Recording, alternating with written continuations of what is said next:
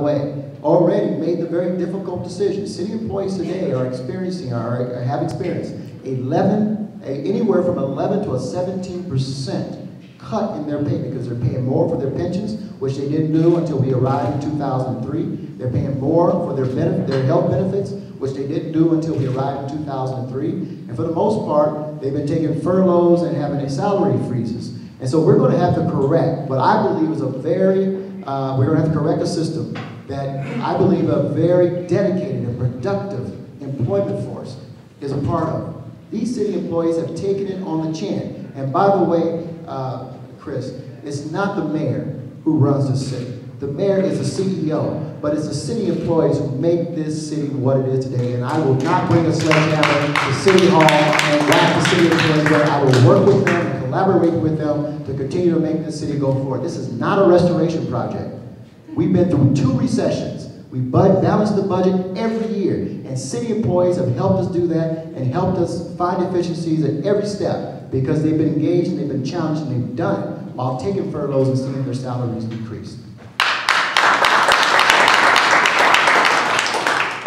No, I'm not going to bring a sledgehammer. I am going to bring my calculator. How do you offer another pay raise? We're already $100 million upside down.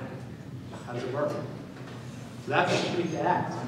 So let's start with the beginning. Wisconsin, there were 2 different things going on. One of the things in Wisconsin was an underfunded pension fund. It's something that, thank goodness, Denver, thanks to some discipline, is relatively good on. That said, it's very quickly to get those things upside down. And the problem is, at the state level, we passed a very tough law to effectively raise the contribution rates. And actually, for the first time I'm aware of in the nation, we cut the COLA, the cost of living increase, of all the state retirees. Unfortunately, including my dad, I'm sorry. But the issue is, you had to do it. You had to make the numbers add up. That was primarily the big part of the Wisconsin issue. And so the second thing is collective bargaining. We have 3 collective bargaining units that have been earned through the vote of the people, which is the way we do it in Denver. And those collective bargaining units will be restored. And they have been willing to offer concessions. They've been willing to offer concessions as we go through this process. But what they want is they don't want politics as usual. They don't want people not leading by example. They want people who lead by example. And they want to make sure that if we ask for concessions in that contract, they want to make sure that other people are having shared sacrifice, which is why I'm determined to go to places like Denver Water to make sure it's equitable for everyone. Because I've done a lot of management in my time, and I know it. People sense it very quickly. Whether or not you're leading by example and you're willing to share the sacrifice you're asking other people to make, or whether you're just kind of doing politics as usual, slapping on the back and winking a nod. Look, I know it's hard when you're an executive or you're a parent. Unfortunately, a lot of your vocabulary has to include the word no. With a $100 million budget deficit, we've got to say no to some of these practices. We can't have politics as usual. This last question. Wait, do I get the rebuttal? Because I think it's very important, because once again, this shows why Chris just doesn't know government, local government. The reality is this: while the other 9,000 employees' salaries have gone this way, collective bargaining employee salaries have gone this way. That's the reality. So I welcome you to Denver government, Chris, and check it out.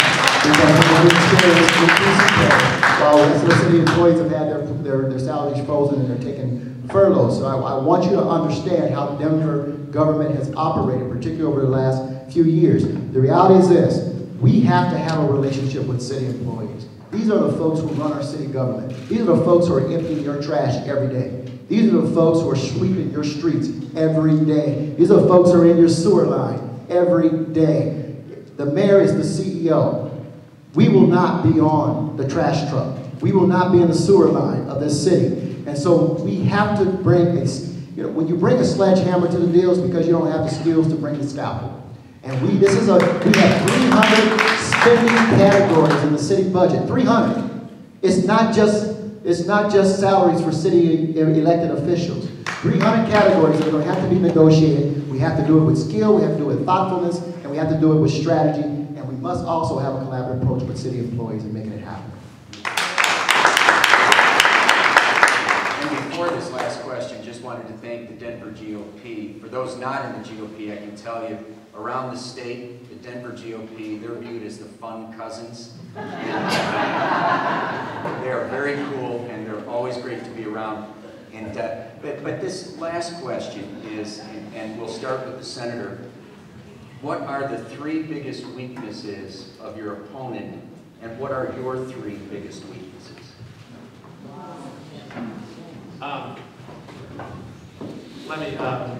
Let me first just correct one thing.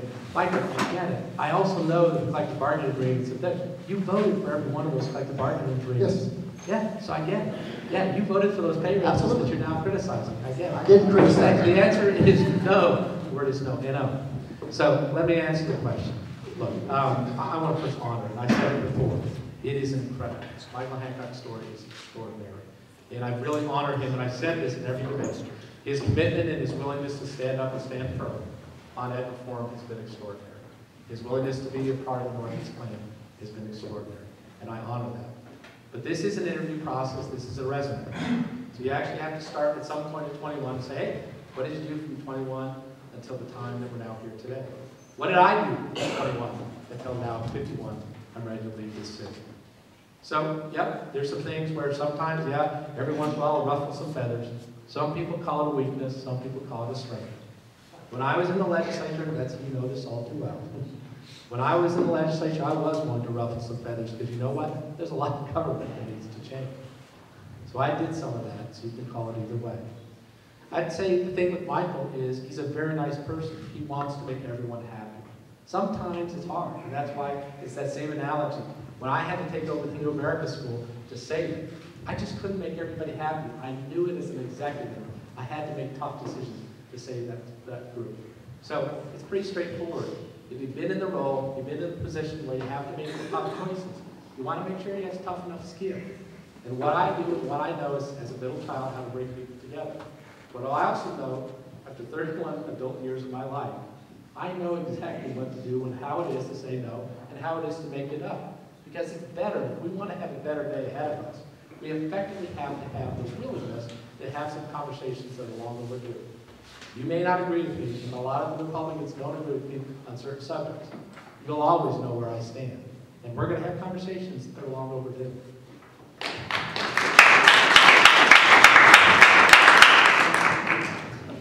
The question was, what are your opponent's 3 biggest weaknesses, and what are your opponent's? You know, I do have a lot of respect for Chris Romer, and we have a lot of similar views on education. But I'm going to tell you, after serving this city for 8 years as an elected official, I'm very scared of Chris Romer. And I'm very scared of the fact that he's unsteady because he throws ideas out there as if they're very valid, they're unvetted, they have not been tested, are factually true. The public safety manager is one example. He threw out there, I would do away with the manager safety. Now he's had to make a shift and come back after he set in at least half of the forms, because he didn't show up to all of them. He showed up to maybe only half of them. But many of us candidates kept saying, you can't get rid of the manager's safety, because if you do, you get rid of our sheriff. And by state law, we must have a county sheriff. And we have a civilian manager in place. So we kept giving him the facts, and he didn't move. But I'm glad James McGee has joined his campaign and brought some sense to it. Because the reality is he has an idea, he threw it up there to get media. So that's the first step. So the big idea is the unsteadiness scares me. He did it in the state legislature. In order to generate media, that worries me a great deal. This breaking, building a China store, ruffling some feathers, throwing some elbows. Hey man, look, I negotiated $350 million cuts in the city budget. You don't get there without saying no sometimes and having very direct conversations with people. So when you deal with the facts, I think Chris plays games with them in order to create media. And so these are fuzzy facts that he likes to play with. So his unsteadiness, his fuzzy facts, and his lack of city experience with city government. I'm also concerned about a fourth thing, and that's your integrity, Chris. You ran for your state seat while telling everyone you're running for mayor. And I think there's no greater no greater betrayal of the public trust than to not be honest with them about the fact you were running for mayor when you were up on the ballot for state senator. You didn't even take the oath of office to take your new term, and you announced yourself as a candidate for mayor. I just think that's an absolute betrayal. Oh, you one of my 3 weaknesses? I think you'll start to see a pattern in this race, where my ability to talk about issues, and unfortunately Michael's decision to start doing politics of personal destruction. Look, I think that's ridiculous. Talking about issues of pay raise is something within the domain of an issue. It absolutely is. And I want to just be clear. I think it's time for us to make sure and have an issue with right to campaign. And I think it really matters. Because how you judge and how you work through that city budget process is an indication of whether or not how you're going to do it. So, look, I want to resist those temptations, which is why I was careful to use my words carefully to where I go. Because I will not let this campaign become name calling. I will not do the things that people do. I saw John Hickenlooper take a shower, and it was based upon that politics as usual. I'm not going to do it. I'm going to stick to the issues. Thanks. Just when it's getting really good, now we have closing arguments. Councilman Hancock, 3 minutes. Wow. I want to thank you all for this opportunity. When I started this campaign, I said I want to talk about the issues that the people of Denver care about. People told me very clearly we need jobs, we need to balance the budget in the city, and depending on what neighborhood you're in, of course, education is a major issue for people. I'm the only candidate up here who can hit the ground running on day one. Begin governing this city on day one after taking the oath of office. There will be no honeymoon for the next mayor. Within 45 days after taking the oath of office, the mayor must deliver a budget, a balanced budget to city council. The mayor must announce, even in a shorter time, a new police chief and a new director of economic development. I will not get drawn into a negative campaign. And Chris Romer, I hope that you will join with me. Come shake my hand right now to pull your factually inaccurate commercial off the air and run a positive campaign that talks about the issues that the people are going to care about.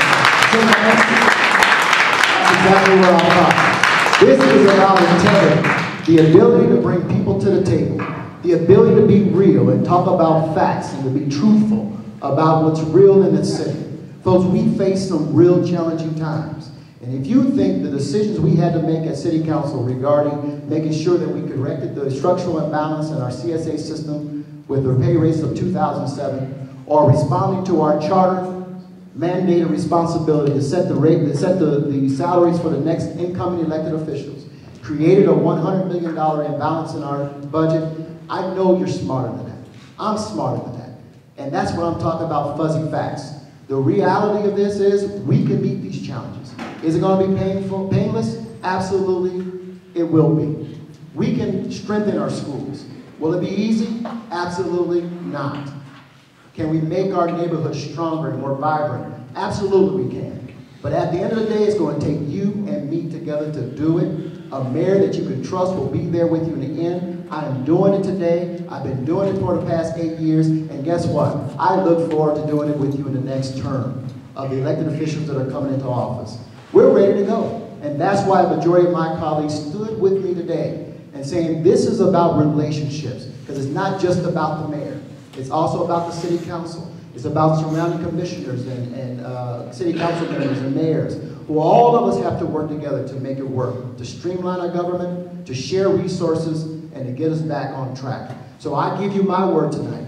I'm going to keep it positive. And I'll talk about the issues that meet you where you are, on your front porch, the safety, the health, and well-being of all Denver citizens. Because at the end of the day, we're all Denver. My name is Michael Hancock, and I would be honored to have your support for mayor.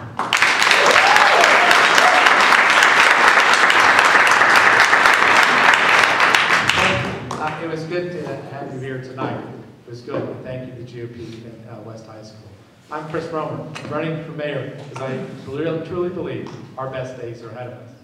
And I know that because with honesty and hard work, and yes, a little bit of discipline, and yes, the ability to bring a calculator, to say no and bring some fiscal responsibility to City Hall, we can really do some important things.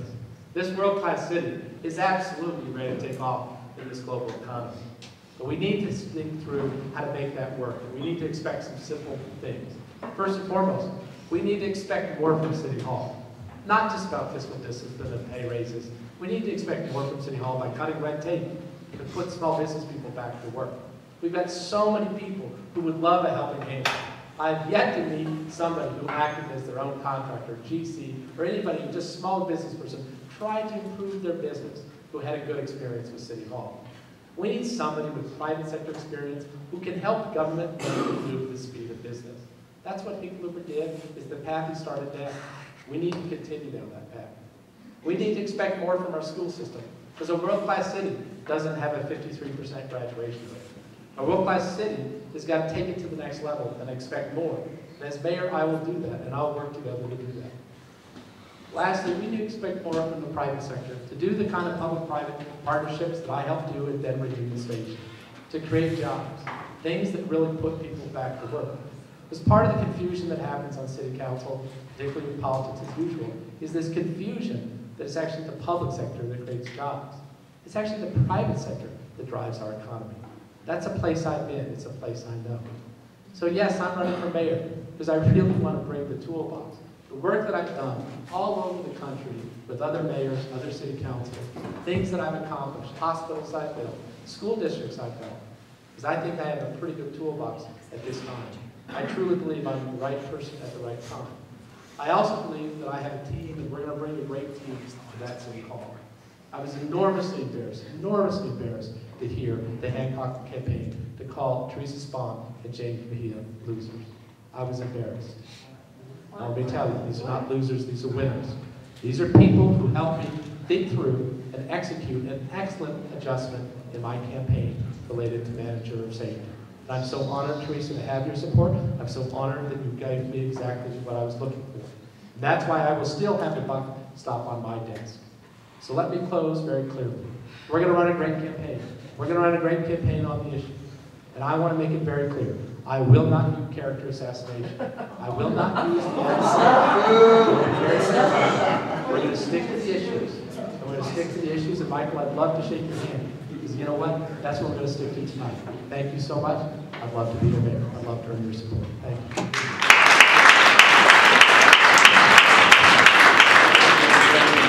Thanks again to the Denver GOP. We just ask everybody for a really robust round of applause for this.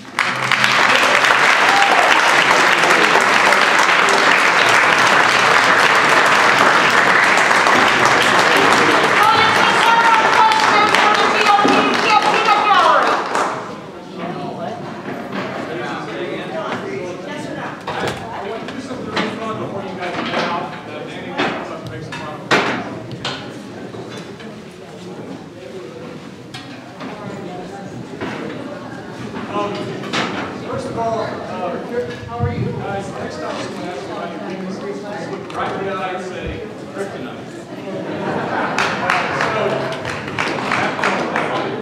Hey, look, these guys deserve a lot of respect. It seems to me like if I were ever going to ask all those questions, I'd be like, running for what? All right, how many of you guys are from the GOP, the Denver County GOP? What's that? All right. So, as a member of the media, I was trying to do something a little bit interesting, move a little news. So the reporters look again. Who's from the GOP? Who won tonight? We got Michael Hancock. See the hand.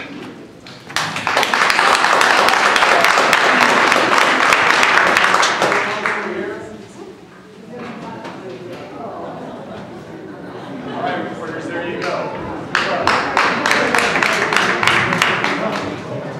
Thank you very much for coming. Thank Senator Romer and Councilman Hancock for coming. I want to thank Craig and Dan for doing a superb job. Also, Chuck, thank you very much for stepping into this and helping us out here. Also want to thank West High School. Wasn't that drum line, that was pretty unusual, I thought. I think that was a good part of the evening for me. The color guard. That's the junior ROTC here. What a fine bunch of young people. And the choir. Wish I could sing. And thank you to the Denver West High School administration and DPS administration for helping make this possible. And I want to thank my colleagues in the GOP and our party for participating and making this a successful event. And most of all, I want to thank all the people that came out in this bad weather and took the effort, become educated, go back, think about your thoughts, share the word of what you think, but stay involved and be sure to vote. Thank you very much. Have a good evening. Drive safe.